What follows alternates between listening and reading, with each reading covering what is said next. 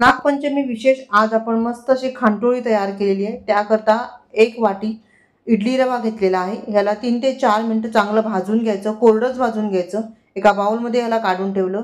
आता त्याच वाटीने 3 वाटी इथे पाणी घ्यायचं आहे। यामध्ये थोडेसे केशर काड्या घालायच्या आहेत।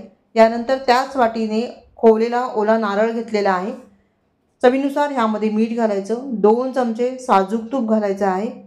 यानंतर 1/4 वाटी इथे गूळ वापरायचा आहे। इथे मी हा गूळ एकदम वाटी भरून घेतलेला आहे। हा गूळ जो आहे तो 1/4 वाटी आहे।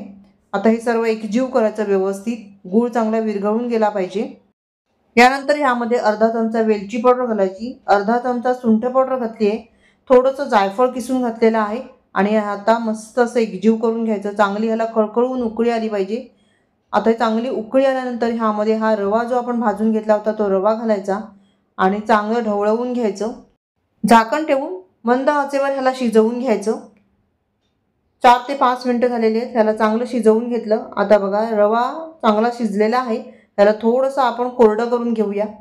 ताटात मी केळीचं पान ठेवलंय, त्यावर हे मिश्रण जे आहे ते काढून घ्यायचं आणि ह्याला चांगलंसं थापून घ्यायचं। ओला नारळ आणि पिस्त्याच्या कापाने आपण ह्याला सजवून घेतलेलं आहे। थंड करून घ्यायचं आणि ह्याच्या वड्या तयार करून घ्यायच्या। मस्त अशी आपली ही खांटोळी तयार झाली आहे।